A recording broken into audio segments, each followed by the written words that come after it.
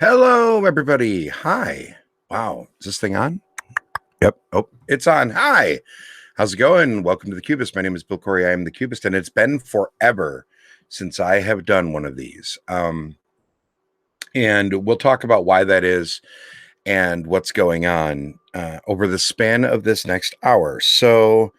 But let me give you a short version as to why we are doing such a weird episode and why things are going to feel a little bit more informal tonight. So the short version, can you tell I haven't been in here in a while? I'm still like readjusting my microphone and everything because it's been a while since I've even sat down in this room. Hello, Paul. Good to see you. I hope we get a fair number of voices in the chat tonight. So if you are one of those people that watches the show and just kind of sits back and just enjoys it and takes it in, that's great. We love you. Hello. But more importantly, tonight specifically, if you are able to get yourself to a keyboard and chat with me live in the chat room, tonight is one of the more important nights for that. And the reason that I say that is because I want to pick your brains on what you want from the show going forward. And I don't mean that just in terms of content, although that's going to be part of tonight's conversation. I want to talk with you, the audience, specifically. Brandon Kemp hopefully will be joining me in a little while to jump in on this conversation, but I don't want to leave people waiting, and he wasn't sure exactly when he could make it. So we'll see how this plays out. So anyway, I want to talk tonight a little bit about the show, about what you want from the show, and what you consider to be the important what the things you like, the things you don't like, what you would like to see. And this is just going to be one of those deals where hopefully I get a bunch of people. And if I don't, then I guess the weight of the people that do show up will be more important. Let's put it that way. So, but as always, we are going to start the show with stuff we've been playing lately. And I want to talk about Call to Adventure. This is from Brotherwise Games, designed by Johnny O'Neill and Christopher O'Neill, art by Matt Paquette. This is a game all about basically creating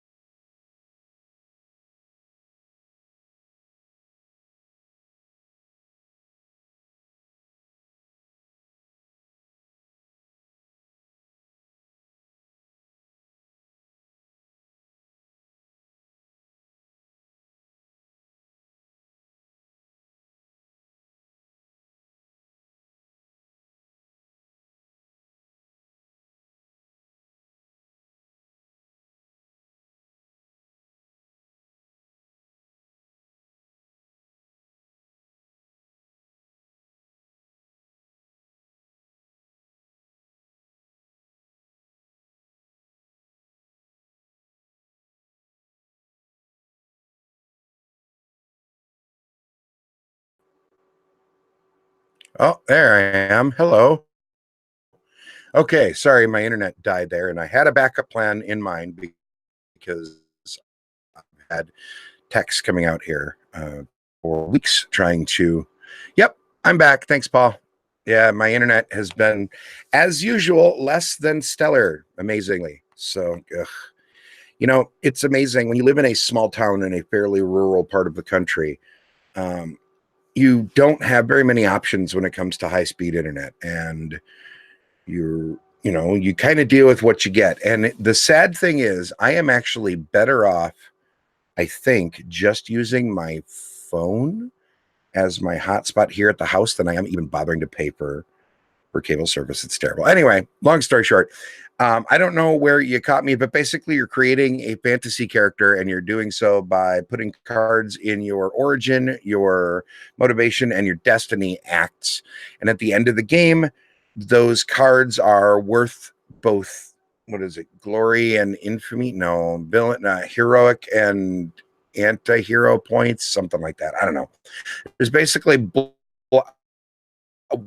white points and black points, and you have this little morality scale that if you play cards or if you use certain abilities, you might move up or down them, including playing cards. And where you are on that scale determines what color of cards you can play, so on and so forth. I'm not doing a particularly good job explaining it, but the basic idea behind it is that you're creating a character with a sort of a card drafting thing. It actually is a little bit, I almost want to start calling it like the Splendor effect, which is the central tableau of cards that you earn cards from, however. And in this particular case, you do it by casting the runes. And this is, I guess, the closest thing to a gimmick this game has, is when it is your turn to try and win a card from the center, you gather up the rune stones that your character is entitled to. You start with 2 of them. And they're, again, the 6 stats, just like D&D: strength, dexterity, constitution, intelligence, wisdom, charisma. Nothing new there. And each stat, if you have that symbol on it, you get one of its rune stones, and you can have a maximum of 3 rune stones in every stat. And then you throw them, you literally put them in a bag and then cast them on the table, and the icons on the stones will tell you whether you succeeded or failed at the test.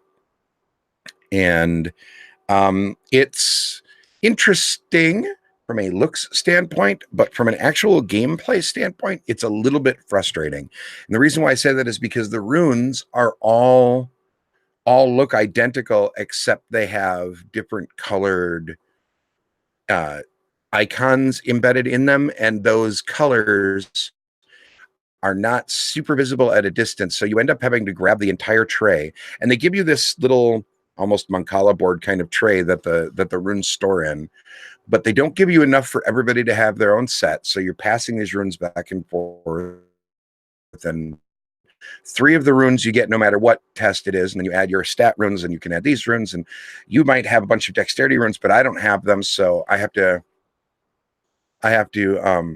pull them out and put the ones I have in. And I guess that for some reason felt pretty fiddly to me, and it was sort of annoying. Hello, Chad. How are you?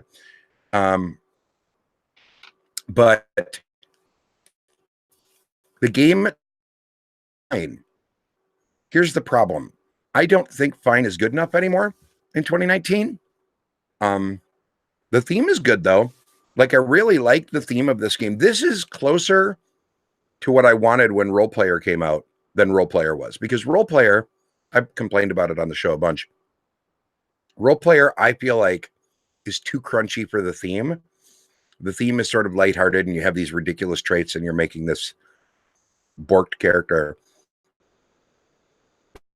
But the mechanics of which die you're going to take and the rearranging and the, swap these 2 dice thing gets really crunchy, and it feels like it works against the theme of the game. And Call to Adventure is much less crunchy than that. That might make it a less satisfying game for some folks, and I would absolutely understand that. For me, it got closer.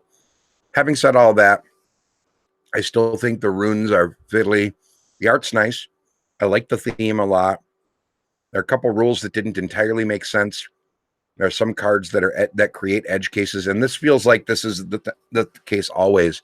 Whenever you have a game that basically says the cards trump the rules, the way that cards in board games, you can't put all the rules on the card usually because you don't have enough room. But it very well may be, Paul. Sorry, for people watching later, we're addressing bandwidth issues here. It's very possible I'm actually tethered to my iPad right now, my iPad cell chip, in order to get a signal out of this freaking apartment today. So, anywho, Call to Adventure is fine. It's not great. It's not perfect. It's good. I like it. I like the theme a lot. I think the theme comes through really well. I think it's a little bit uninspired in spots, and I would have liked to have seen 2 or 3 times as many runes included in the game, so each player could have their own set of runes, or maybe you could have 2 sets of runes at least, so that way people are sharing two players that are next to each other share one set of runes or whatever. I don't know.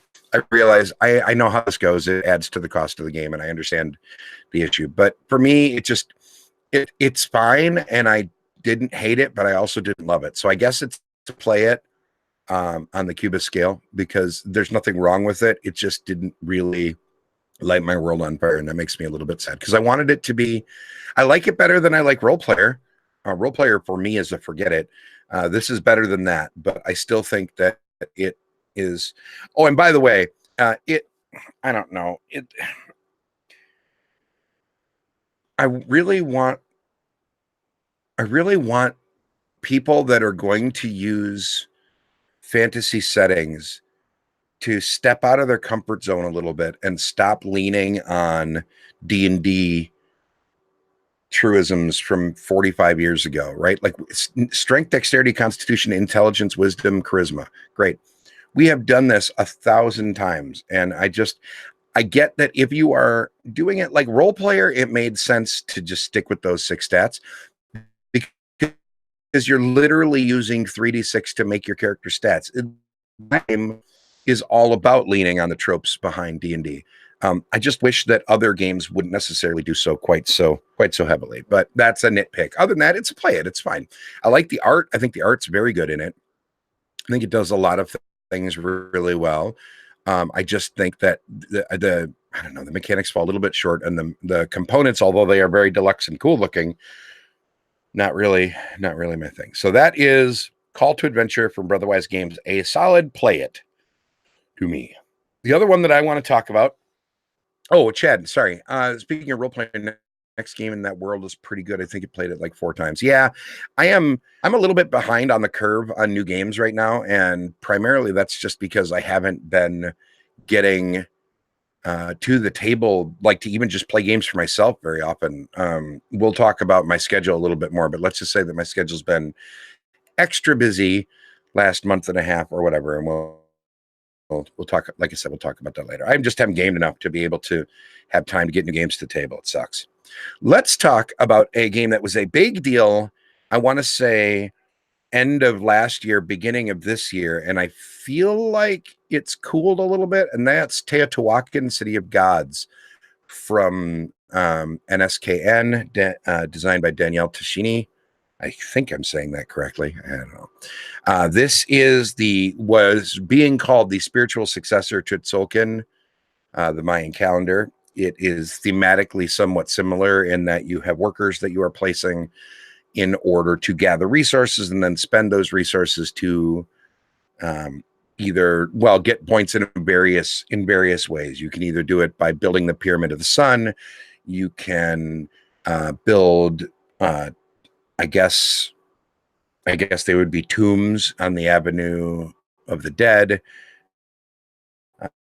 I'm assuming that that's what those little white buildings are supposed to represent. This is not my smartest description, because I'm not super hip on the history of the source material. But the idea behind the conceit of the game is you have workers that are dice. They are just 6-sided dice, and the board is 8 board sections that there is a main board, and then it has 8 sections on it, and then in the center is where you build the Temple of the Sun, and those sections around the outside of the board form sort of like an action rondel. And on your turn, you take one of your dice and you move it 1 to 3 spaces clockwise around those spaces around the outside of the board, and depending on whose players' pieces are already there when you get there will determine the cost to take the main action or the amount of cocoa that you can collect. And then sometimes some spaces will have a third action called worshiping that you can do. And then we'll come back to that.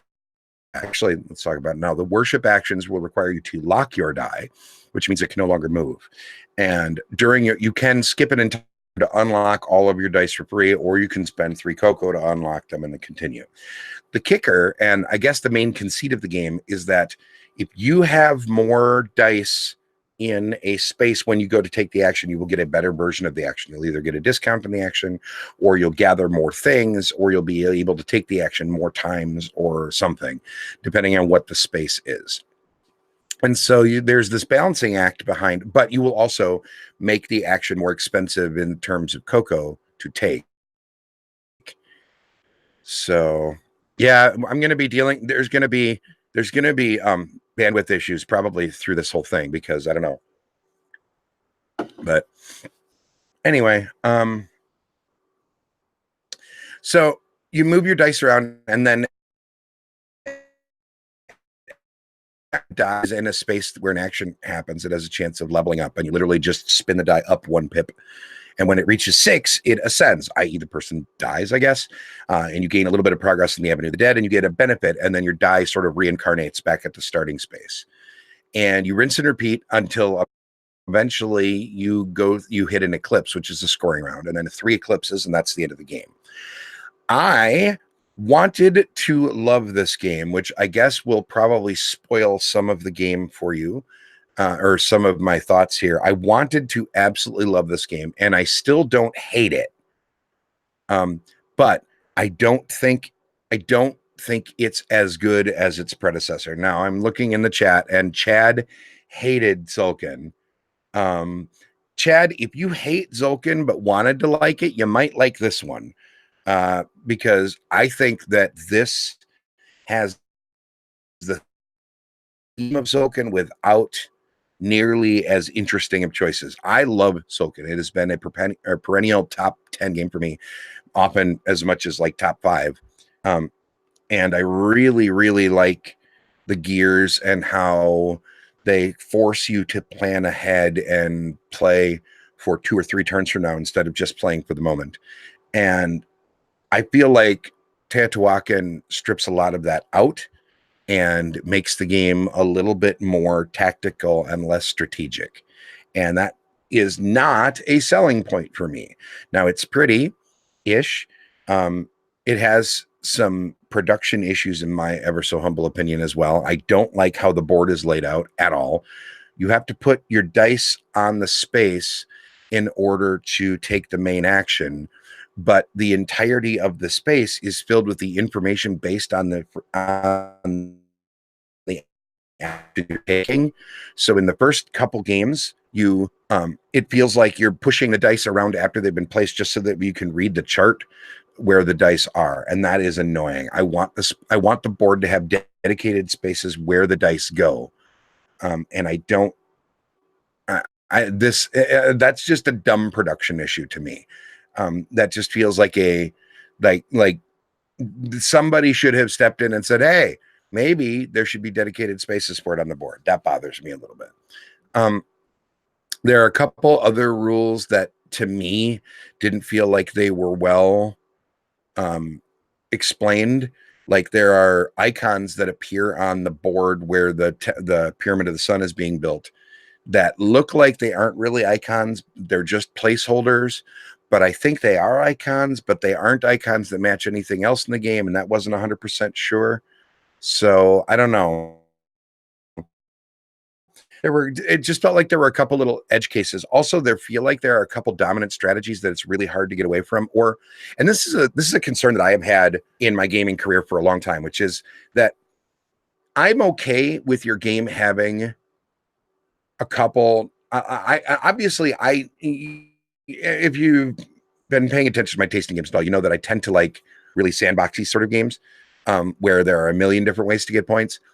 But I'm not completely against games that have a dominant or some suggested ways to score points. But you cannot, in my opinion, if a game has those, you can't make it so that way the only way to compete with that strategy is to change every other player's play style at the table. And this game has that issue. If somebody decides that they are going to pursue an Avenue of the Dead strategy in this game, the other players have to build the little in order to slow down the point production that those people will get, or else somebody's just going to run off with the game. And that's annoying. So I don't like it when one strategy demands that other players play differently than they would like to in order to do well. And this game does that. So I don't hate it. I think it's a good bang for the buck for what you pay for it. It's a remarkably cheap game, which surprises me considering what's in the box. There's a lot of tiles and the big wooden blocks that you use to build the Pyramid of the Sun are really nice and very well produced. The game is well done all the way around, except for the board issues that I talked about before. But in general, I think the game does a pretty good job, and it's a decent bang for the buck. I think it just falls to me. It is not as good as Zulkin by a long shot. It's not even close. I still love Zulkin and look forward to every time I get to play it. And this game, I'm not sure I'm even going to keep. It's just not perfect. So it's a play it for me.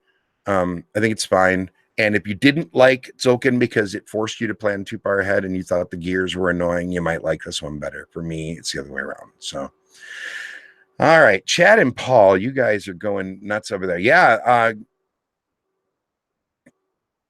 I wanna skip to the audience response portion of our evening. I have a couple other games that I might talk about later, if the conversation runs a little slow. But Chad and Paul are two of, and I'm speaking in the third person about you two here because I don't know who all is in the functionality of YouTube. As I talked about when I did the episode with Dave Dobson, which was I think the last real show that I did, the functionality of YouTube's live streaming service has gone down.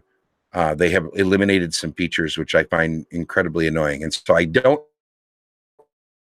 actually know who is in the chat right now unless you are talking, just so we're clear. So if you are here and you're just lurking, I have no idea if you're here, and maybe that's okay with you, whatever. But in the meanwhile, for those of you that are watching after the fact on YouTube, which I know a fair number of people do, or folks that maybe can't see the chat, tonight I wanted to do a little bit of an AMA and an audience response or audience feedback show. And I'm glad that Chad and Paul could both make it because honestly, you two are probably two of the most vocal and interesting folks that we see in the chat regularly. So I'm really glad that you two are here. I had a conversation with Eric Buscemi, part-time host of the show and one of my good friends in the gaming world.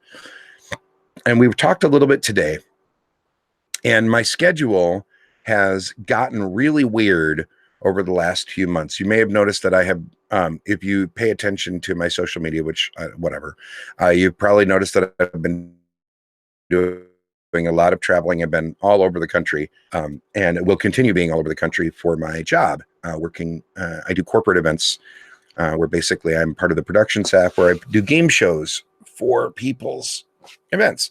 I just did a show in Chicago, which was a fundraiser that the Chicago White Sox do for underprivileged people in their area. I did a show in, where was the other one that we did? Oh, North Dakota. I did a casino promotion there. Next week, I'll be in Norfolk, Virginia, et cetera, et cetera. So they're sending me all over the place.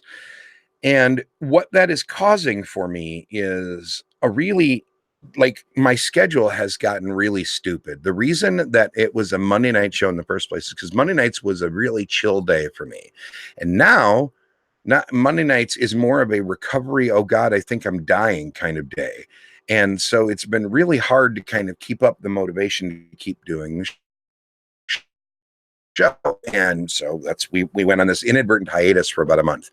Now, last time I talked to you, I said that I was going to transition to Twitch. And part of me still thinks that that is a better, more stable solution in the long term. However, there are technical issues involved in getting a multi-person live stream onto Twitch through OBS, which I don't understand how to fix right now. And I don't know if it's just I'm dumb or I'm not done the research that I need to, or whether there is something that I'm missing or whatever, but I've really been struggling with this Twitch transition. And so I talked to Eric Buscemi a little bit on the phone today, and I told him, I said, basically, look, I really enjoy this show primarily because I get to talk with cool people about something that I love, in this case, board games. And I'm not, for the record, when I talk about talking to cool people, I am not only referring to my co-hosts, to Brandon and Eric and Kimberly and Patrick, although I love all four of them. Therefore, they are all some of my people in this industry that I've met over the years. All four of them have really brought something wonderful to my life just by being friends with me, whether we ever did a show together or not. And I'm always excited to get to talk to them. And I'm also not just talking about cool guests that I get to interview on the show, because that's all well and good. But if you know me, you know that the chat room is always the highlight of this show. The best jokes, some of the best insights into the gaming hobby. Hell, Chad and Paul right now just talking back and forth about awesome games that they've played over the last couple of weeks. They were at Gathering Friends and whatever.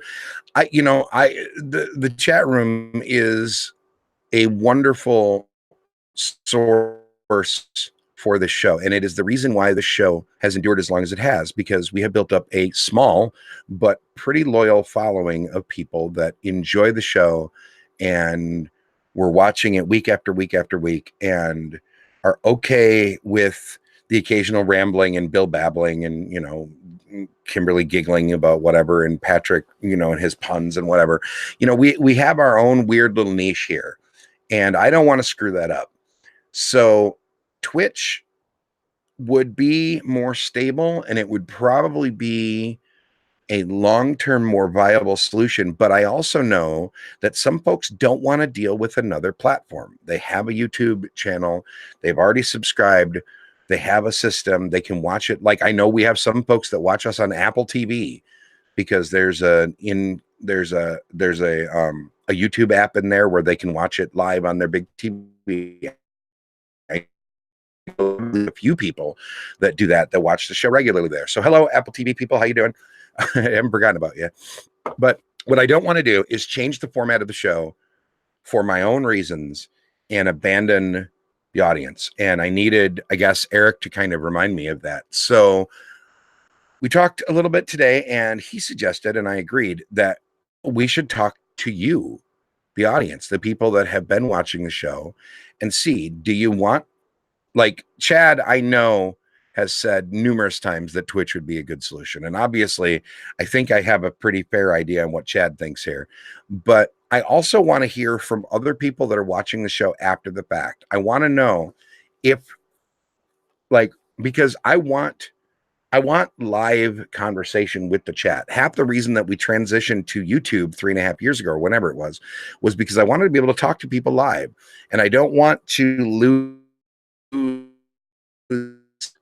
audience that way. So Paul, thank you. Paul would watch on Twitch, and I appreciate that. As a matter of fact, I think I even saw a subscription come through.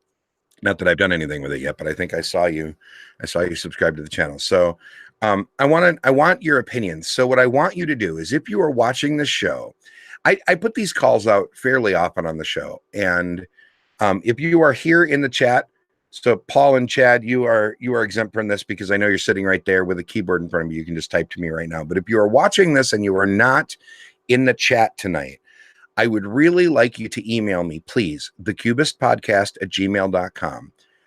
Or you can send a DM to @CubistPodcast on Twitter if that's your jam. Whatever works. Message me and tell me what your opinions are on the idea of switching from YouTube to Twitch, and whether you're okay with it or not okay with it, and whether it would affect anything, or if you would just be fine with whatever. If you know the show wherever it goes, or if you find one platform better than the others, whatever. We would really appreciate that feedback, because I think it's just really hard. And it's been really stressful for me specifically, just because I worry about this kind of stuff. So this job that I've been doing for Game Show America has me traveling so much, that my schedule has gotten really sketchy and out of control. And as much as I enjoy these conversations with you folks, and I really do enjoy them, and I really do look forward to this show. And it probably doesn't seem like it, considering we just accidentally went on a little bit of a hiatus there, but I really do enjoy doing the show. But we've done, I would say, like 3 or 4 different types of shows since I went to the video format. Sorry, it's warm in my little recording area, and I have this little condenser cooler, but it's not the greatest in the world. It does okay. It's just not Perfect. Um, Here, you know what? I feel like I should give you guys a little bit of a sneak peek behind this. So I have this really carefully framed, right? Like the camera is looking specifically at this really careful framing here, so that way I just have all this happy fun stuff back here for you to look at. Including the mystery book, which should be more visible, but that gold leaf doesn't show up. But what you can't see is that I am actually in a walk-in closet in my apartment. I have literally turned this walk-in closet into a little mini recording studio, and which means there are no vents in here. And it was 78 degrees today in Wisconsin, so it's very near. So forgive me if I'm fidgeting around a little bit. It's just hot. All right. Anyway, with my schedule being as dumb as it, I'm sorry, I'm all over the place. It's been a long time since I've done this. I'm not used to it anymore. There have been like 3 or 4 different kinds of shows that we've done here on the channel. We used to do deep dives fairly often where we would take one particular game and we would discuss it at length. We've done our interview shows where we get a special guest or two and then we talk to them about something that is appropriate to them. We do our sort of rambling shows where we just kind of, like tonight, where it's just going to be sort of an AMA kind of ask us anything sort of show, et cetera, et cetera. And we have our After Darks, which are like the rambling shows, but we try, we don't really worry too much about the content and, being cautious with our words as much. And I don't know which ones of those people really enjoy. So this is the kind of stuff, if you're going to email, by the way, if you're still watching and you're not in the chat, answer all of these questions in that email, the cubistpodcast@gmail.com. And anytime we tell you any of this stuff, which of those formats did you like and which ones could you have skipped, right? Like, do you tend to tune out when we do the open rambling shows like this? Do you tend to tune out if it's a special guest that you don't know that you care about? Because, like, for instance, the Dave Dobson interview that we did like a month ago, I think was one of the best interviews I've ever done in this show. And it got some of the lowest numbers we've ever had on the show. It didn't seem to click with the audience. And I know, like Paul in the chat just said the only limitation is the time of the show. And we're open to adjusting that too. Like if that's something that needs to be adjusted, it could be a little bit earlier in the night. That's fine. I don't care about that. It was set this way because this was the time that I could theoretically get the most co-hosts on the show. But I'm adjusting it, especially if I'm gonna be traveling anyway. What's the difference, right? Like, hell, you might end up watching the show while I'm bouncing around in the back of a vehicle, but we can do that. I'm not scared. So, least, all right. So, Paul in the chat, I enjoy all the shows, but your least favorite are the lesser known guest shows. Okay, so when we have a guest that isn't a immediately recognizable name, that's less of a draw for you. Okay, that makes sense to me. And I absolutely understand that. And I'm definitely not arguing. Right. I'm not arguing with you, but it makes me a little bit sad because I think some of the lesser known folks, half the joy is introducing new voices into this. And let's face it, like, no offense to him or to anybody, but Stephen Bonacore is called the Podfather for a reason, right? He's been on a million shows. He's been on our show. He's been on it feels like every podcast in the world. I love talking to Stephen. I wish I got a chance to do it more often, but he also isn't like, is he must see TV? I don't know. I mean, it's hard to not know who Bonacore is, but I don't know that he's a super big draw. So I don't know. Interesting. So I don't know. I like giving platforms to lesser known folks because I think that they provide interesting opinions that I haven't heard yet, which actually dovetails nicely into. So, Chad, he likes dives the best. To be honest, everyone and their uncles do the standard reviews, which you don't pay attention to already having your own opinion.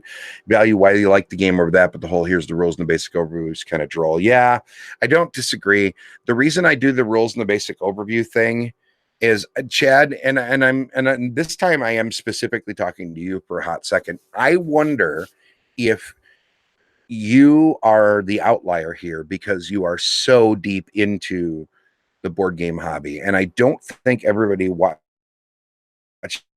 just watching the show has the sort of comprehensive knowledge that you have. That is maybe just my opinion, but I think that you might be a little bit more of an outlier. So unfortunately, I kind of have to do some of that stuff just to get people up to speed. Because if I just said, hey, Call to Adventure is, a game about making a fantasy character.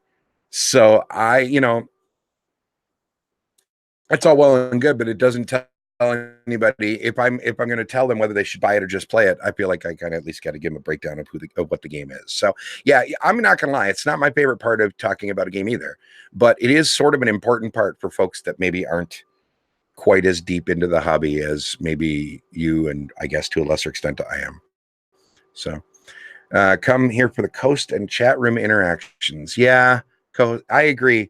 Um, I mean, again, that's what I was talking about at the beginning of the show. I really, honestly, with no sarcasm I don't. There's no subtext here. The people are why I like this show. I love talking to Brandon and Eric and Kimberly and Patrick. I love talking to you guys. To um, I love talking to special guests. Yeah, there is less chat when we have a guest on the show. You're not wrong. And the reason for that is because I am trying to make sure, as an interviewer, I am trying very hard to get the guest to open up a little bit. And most of the time, when we get guests on the show, they are not Stephen Bonacore, who is used to being on shows and used to talking to people and used to being his own pitch man. Very often we have people who are not super used to being in front of a camera and aren't used to talking to people on the internet in real time and are nervous the fact that they are on live, so we can't edit things. So if they say something stupid, they're stuck with it forever. I mean, we could edit it later, but we don't, and we tell everybody straight up that we're not gonna. So I think that this format is a little bit intimidating, and sometimes it gets our guests a little bit more quiet than we would like. But I would like to think that I am a decent interviewer and get people to at least chat a little bit more than they would. Maybe I'm just patting myself in the back. I don't know. But you're right. The dynamic when we have guests is definitely a little bit more low key than it is when it's just an after dark episode with Kimberly and Patrick and I and whatever, just sitting and yapping. That is for sure a whole different ball game. And so I guess if it comes down to that, like if it's just a matter of you just want to shoot the breeze, you like it when we shoot the breeze, then the next question becomes, should we get more people into the rotation as far as co-hosts go? Because everybody has their own lives. Brandon is in as I understand it, he is in a Betrayal Legacy campaign that can only get together on Monday nights. So he hasn't been around very often. Eric has two small children. Kimberly's on vacation at the moment, and Patrick is, been the most consistent to be able to be on the show, but he has stuff going on too. So the co-hosts that I have, as much as I love all of them, aren't all able to necessarily be here every week. So maybe we need to add more voices. So here's another thing to include in those emails. If you are interested and you would like to be on the show, email the cubistpodcast@gmail.com and we'll talk, because I'm always open to more people. So let's talk about the time of the show, because you brought this up a few minutes ago, Paul. I am open to so the meat and bones of the issue is this. I'm the one. His Kalis fan club meetings. If there was a Kalis fan club that met on Mondays, I would be in it. Unless Patrick started a fan club and didn't invite me, in which case we'll be fighting. The reason that the show is on Monday nights at 9:00 is because 3.5 years ago, when we originally started this whole shindig, or 3 years ago, whenever it was, 3 years ago, right? About 3 years ago, when we started this whole shindig, Monday nights were the best night for me to be able to have the bandwidth to myself and have a quiet house. At the time, I had a girlfriend, and we ended up with her two adult kids living with us at that point. If you recall correctly, I was always sitting in front of my game shelf in my little alcove of the house, because that was the only place that I could set things up and not have to fight for space. Well, now that I have the apartment to myself, I've got a lot more freedom on my time. However, my schedule is such that every Thursday, Friday, Saturday, and Sunday night I work, and I also travel. And I've always felt pretty strongly that if I was going to do a show like this, I wanted it to be on the same time every week, So that way it could become a destination viewing experience, which to an extent it has. I mean, I have Paul and Chad here in the chat right now. And like I said, I know I have other people that watch it on Apple TV and other formats where they have to watch later. They can't stay up this late. So would a time shift help? For me, it would still have to be either Mondays, preferably Mondays, but I am more than happy to back the show up a couple hours and start it a little bit earlier. That's fine with me. I don't generally have anything on Mondays that forces me to go this late at night anymore. So I could absolutely do the show earlier. Would that be of interest to you, Paul? Like if we started the show, let's say at 7 p.m. Central Time. My issue, I think the other reason that I picked that originally is because I wanted it to be early enough that people on the West Coast could potentially watch the show also because they're 2 hours earlier. So if we start at 7, then it's 5 o'clock there, which might be too early. So maybe compromise 8 o'clock my time, which would make it 9 o'clock Eastern and 6 o'clock Pacific. That might work better. Anyway, so if there is a different time that you would prefer the show to go on, I'm open to listening to that as well.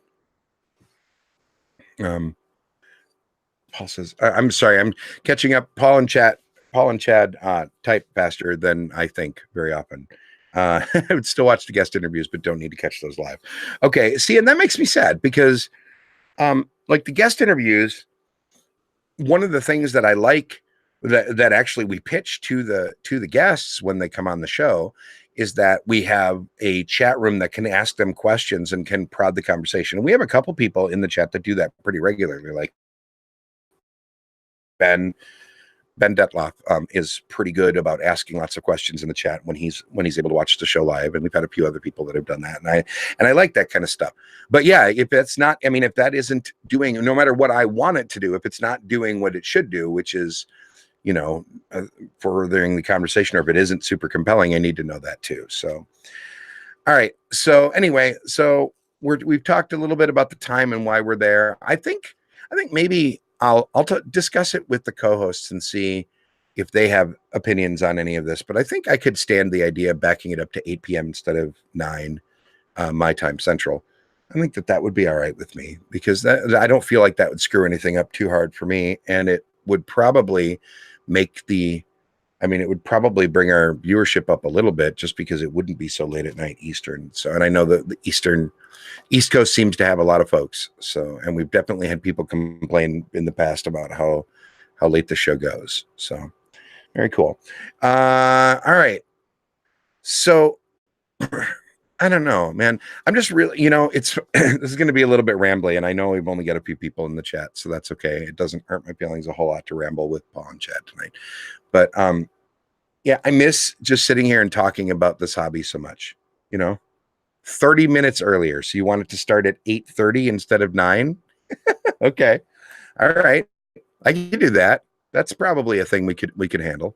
And that would probably help Patrick a little bit too, because I believe he is on Eastern time. And I think that's part of why it's hard for him to be on the show sometimes, because he has to get up pretty early for his job the next day. So maybe that's the solution. I don't know. We'll see. Chad, you just shush you ridiculous man. You beautiful, ridiculous man, you in 29 seconds. That's what it's going to end up being anyway, Chad, because we're going to aim for 30 minutes and then we're going to be running a few seconds late like we always are. So you're going to get your wish anyway. It's fine. I got an unsolicited email. I'm just going to share this with you because I think this is interesting. I got an email from a cruise line today that is looking for a potential employee to teach games on their cruise ships. That's a weird thing to say out loud. And there's auditions on Friday in Chicago, and I think I'm going to go. I don't know. I've always wanted to be on. I think it would be funny if the first cruise I was ever on ended up being one that I was working on. Whatever. Anyway, I find it interesting, and this is something. Sorry, my mouth is really dry, and I have these jelly beans to try and keep things moving. Chad, we talked a few minutes ago about how you're a little bit of an outlier. Paul, probably goes without saying you are as well, because of your ties in the production side of things. But I wonder, the last call to action for those of you that are viewing, I want to know, if you can take the time to write in this email, I want to know whether you consider yourself a quote unquote hardcore board gamer or not, or if you're a casual board gamer. Where do you think you fall? And do you find the more low key in explanations of games to be interesting, or do you not need that and you just want this to be, you know, like a pro gamer? That sounds so douchey. I don't mean it that way. A pro gamer kind of show where we skip all the frivolity and we just get into the meat and bones of stuff. Yeah. Okay. So Paul, that's a great example. Paul said he's not interested in guests talking about their Kickstarter campaigns. I agree, to be brutally honest. I am more than happy to give those people a platform, but I don't think that I want that Kickstarter stuff like that. I don't think I want to be a main show any longer. Like, I'm happy releasing those as extra videos and doing more interviews like we do with Kickstarter people on the channel, but I don't think I want that to take up the 1 hour of our Monday nights. I think that that is something that would be fine to run as a separate item, and it would probably be easier for those people as well. So that way we can negotiate times a little bit better. So maybe what I will do is, when people want to just yap about our Kickstarter, and and you can't hate on them for doing it, right? Because people are trying to break into this hobby, and Kickstarter is far and away the easiest way to do that right now. And we've gotten some pretty good games out of that over the years. So I can't blame them for wanting that, but I think I agree. I don't think I want just Kickstarter hype shows anymore. It doesn't, first off, I don't think that it is particularly effective for either them or us. Secondly, if I don't know the game, it's really hard for me to speak intelligently on it. And I feel like I'm just asking the same 5 questions, like, how would you describe your game? Blah, blah, blah, blah, blah. And I tried to come up with interesting questions for those interviews, but they're hard. Interviewing people that you don't know at all is a very specific skill set that I don't have on lock yet by any stretch. I think I'm maybe okay at it, but I'm not. I don't know. So yeah, I know, right? Like, how cool would it be to be on a cruise ship and teaching people board games as a job? That'd be pretty rad. I'll let you guys know. Maybe, you know what? Maybe I'll even like take my phone stabilizer down there and like film it. That would be interesting and terrifying, because it's already not going to be terrifying enough to have to audition for a job. But yeah, I don't know. It's an interesting idea, and I thought it was weird that I got an email out of the blue from it. Kind of neat though. Yeah, so I agree with your assessment on the whole Kickstarter video thing, and I agree on the deep dives. The issue, Chad, I want to come back to this. I want to come back to the deep dives thing. Part of the reason that we struggled and the deep dive sort of fell off is because it was hard for us to find games that the people that were available could speak on. And we had some rules set, and I'll give you a peek behind the curtain here. We had some rules set on what a game had to have in order to be deep dive worthy, because what we didn't want to do is do deep dives on new games, because realistically, no matter how much we talk about a game, we wanted the deep dives to be about games that we had played so much or so thoroughly that we felt like we could speak to edge cases and design concepts and comparing them to other things and holding them up as truly great games. And I would argue that most games that have less than, let's say, 2 or 3 years under their belt minimum meet those criteria. I mean, I would say that right now we are getting close to being, in my opinion, close to being far enough away that we could do a deep dive on, let's say, for instance, Terraforming Mars or Gloomhaven, even Anachrony, which has been around a little bit longer than those two, I think. When did Anachrony come out? Now I'm gonna look, because I don't remember off the top of my head, even though I really liked that game. 2017, yeah, only 2 years old. That's my point. Like, there are these games that, like the Gallerist, maybe we could do, right? Because that's been around for 4 years, but I haven't played it enough. I played it maybe 4 or 5 times. I really like it. By the way, the Kickstarter for On Mars is up right now, and there is a tier on there where for the low price of, it's like $573, you can back it and get the Kickstarter version of every one of the Eagle Griffin Lacerda games. And I don't own any of them. And I got to tell you, my mouse hovered over that button a long time. I still haven't figured out what the hell I'm going to do, because I want to try On Mars. I missed Escape Plan entirely because I was so broke when that game came out. And I have played all of the rest of them, I think, at least once. I played Venus, the first edition. I haven't played the second edition of it because I didn't like the first edition and I didn't really want to. It wasn't a big deal to me. But I played, and I've enjoyed the Gallery. I've enjoyed Lisboa. I've enjoyed most of them, but I don't own any of them because I know somebody that owns all of them. So like that pledge, that all in, holy crap, here is a box the size of your apartment just full of Lacerda games, is very interesting to me, but it also feels like a horrifically bad idea to spend that much money when I'm already struggling to get to the damn game table in the first place. And especially considering that some of those games are really not newbie friendly. Like teaching the Gallerists is rough. Like it's hard. I've done it and it's not fun. Because it's just like, it's a brilliant game. I really, really love it, but it's really hard to get people's brains to wrap around some of the core concepts in that game. And I don't know. I just, the idea of trying to teach that to a less hardcore gamer, somebody that I can't use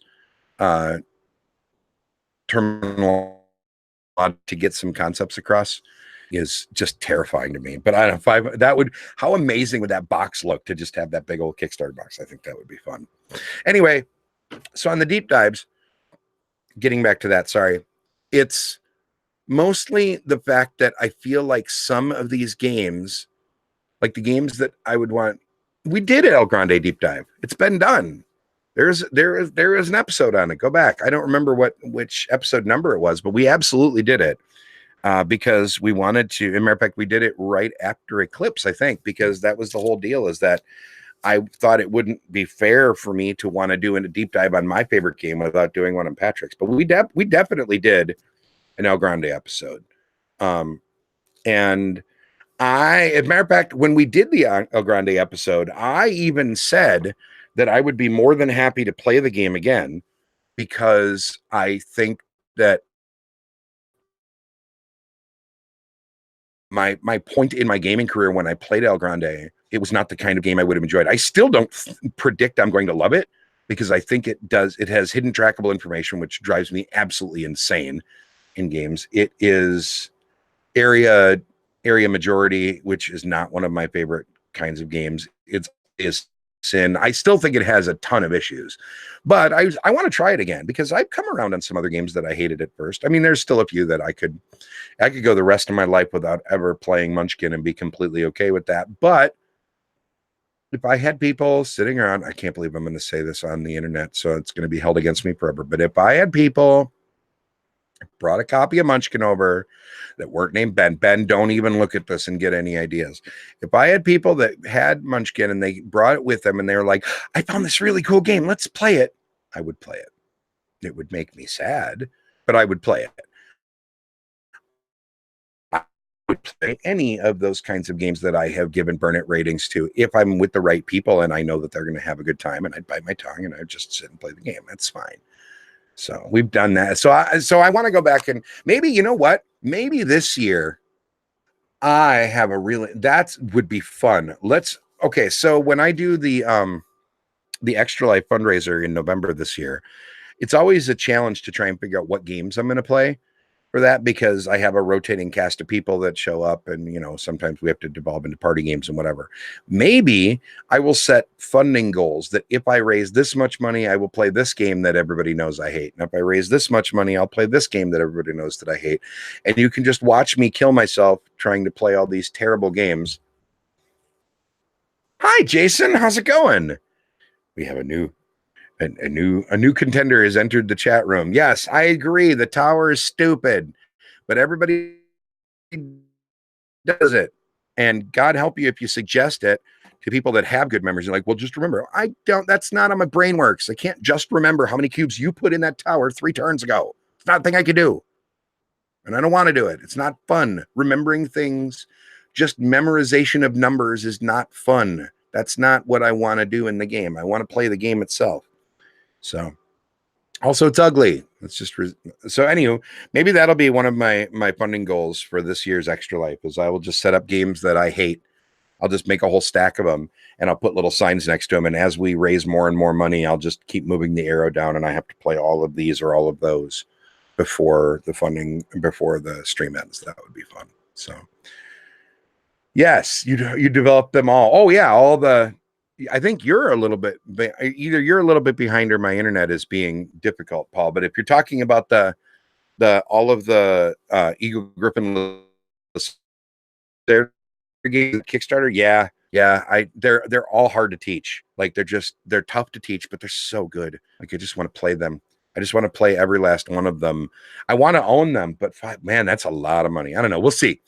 And maybe that'll be my extremely belated birthday present to myself is I'll just kickstart for the entire shooting match and just have a ridiculous shelf full of Lacerda. I'm thinking about doing kind of a purge of my collection anyway. I have too many games. He says right after he mentions how he might spend $573 on all the Lacerda games in the world. Whatever. I do have too many games, but more importantly, I have too many games I don't play. And that's a whole other topic for a different day. All right. So I have managed to babble for almost an hour, pretty much nonstop. And I'm sure that it's been absolutely riveting viewing for you. And I appreciate you all being here. Thank you, chat room. I am going to do my level best to weigh in every single week, even if it's just a little short video with my thoughts on a couple games I played recently. There is no reason I shouldn't be able to at least shoot something on Monday. And I'll talk to the other co-hosts and we'll talk about back and they show up to 8:30 our time. So that way it becomes a little bit more time, a little bit more friendly from a time standpoint for both it's not just me, right? Like all of the co-hosts except Brandon, I believe, are on East Coast or on Eastern time too. So it'll help all of them. So that is a fix that we can definitely look at making. We'll start talking about deep dives. If you are still typing out that email and you haven't hit send yet, if there's a specific game you'd like to see a deep dive on, always shoot us ideas. So let me go back through this again. If you have suggestions on what you do and don't like in the show, if you have deep dive ideas, if you want to be on the show, if you have thoughts on the time or the night, any of those things, if you have thoughts on Twitch versus YouTube, any of those things, all of your feedback, anything you want us to hear, the best way to do it is to email thecubistpodcast@gmail.com. That is definitely the best way to make sure that not only do we hear you, but we remember what we heard, because the chat room, tonight's been a little bit slower because of the hiatus and the confusion over Twitch and whatever, but the chat room, I listen to you guys and I love everything that you do in there. You are the reason this show is as much fun as it is for me to do. And it's the reason why we're just going to put our heads down and keep plugging. Oh, by the way, other State of the Cubist stuff real fast. I have officially spun down the Patreon and the Pod Pledge. So if you continue, I can't, no, never mind. I did figure out how to do both of them. Pod Pledge didn't want to let me spin it down, but I had to set an end time to the campaign, and it was the only way that I could turn it off. So hopefully nobody should continue getting charged for anything. If you do, please let me know and I will do what I can. Unfortunately, there's no real way for me to test it until the first of the month comes around and I find out if money happens. I hope it doesn't. Like I said, I've turned off all the financial stuff. Thank you very much. We did Agricola. We did an Agricola show too. Absolutely. Christopher Ray from the Opinionated Gamers was on. It was, I think, one of the earlier ones we did. Because I think we technically did Agricola and Caverna together or something like that. I remember we definitely did an Agricola show because that's his number one game, and he yelled at us for not liking it as much as he does or some nonsense. I don't know. But yeah, no, keep the ideas coming. Just because I'm shooting them down live doesn't mean I don't want to hear them. Just keep coming. I'll tell you. And hell, we can revisit some of these that we've done before. I guarantee that when Eclipse Second Edition happens sometime later this year and we finally get a copy of that, I will be absolutely yeah about it nonstop. So Kalis, I thought, didn't we do Kalis? I feel like we did. I know Kalis has been on the calendar for a long time. But I think back we were trying to get a specific guest for it, and I think that fell through. So I don't remember if we ever actually did it. That has been, we've been talking about the games that we're already kind of kicking around in the back of our head that we would like to do was Kalis. Ones that we haven't done anyway. Race for the Galaxy, we've thought about doing, which would end up being Race for the Galaxy and San Juan, basically, because they're, for all intents and purposes, the same game. Okay, God. Yeah, thank you. I did it. All right, cool. Damn it. I thought we did. It's hard. We've done 106 now episodes of this show over the last 3 years, and you would think that I would be able to remember this stuff better, but I'm getting old, man. Look at all this gray. See all this? I earned every last one of these, damn it. No, I'm kidding. I'm not kidding. I have earned all of them, but I mean, I'm getting to be a forgetful old man. So anyway, thank you so much for those of you that have taken time out of your nights to join us. Sorry for the confusion on the Twitch thing. Short version, if you made it to the end, here's the short version. We're probably going to stay here for the next at least little while until I get this Twitch thing figured out because it's driving me nuts. But I am going to have the Twitch channel over there and I am going to start doing stuff on it. I just can't do multi-stream like this Hangout format like we do here. So it's an easy way for all the co-hosts and special guests to join. That is something I can't seem to figure out how to do right now, but I can do a Twitch stream pretty easily. That I've got the streaming part of it figured out. It's just a matter of the streaming part with other people. And I thought I was going to have other people tonight. So there's that. Anyway, thank you so much for spending time. Keep subscribed here on YouTube. This is we're going to be for the foreseeable future, at least for the short term. And more importantly, even when if we do eventually ever transition over to Twitch, I will still post the videos here on the YouTube channel. So if you are a subscriber and you watch them after the fact, we will still make it so that way you can watch them on YouTube. We're never going to get rid of that. So I don't have to mumble, Chad, because I'm all alone. The Cubist is a proud member of Punchboard Media, where we all bring something to the table. Punchboardmedia.com is the place where you can find all of the content that the awesome people in the Punchboard Media Network make. Go check them out. That is probably going to be the best place to find the Cubist right now as well, besides the YouTube channel. There's a backstory behind that I want to go into. But thank you, Punchboard Media, for putting up with our nonsense for the last couple of years. Thank you, everybody that's watched for 106 some episodes and takes part in the chat room and has supported the show, even just by a nice boy. We all, let's face it, everybody that does board game media, all us talking head idiots, we all wish we could make a ton of money doing this. But at the end of the day, we all also secretly know we're not going to. But the best that we can hope for is to have a supportive group of people that want to hear what we have to say and want to talk back to us. And that's really all that any of us can ever ask for. So thank you for that. Thank you for the genuine support and enthusiasm you have showed the show. I hope we'll be around for another 106 plus episodes. We'll see. So anyway, have a great day of gaming, and I will talk to you all again really soon. Have a great week, everybody. Take care. Enjoy the weather. See ya.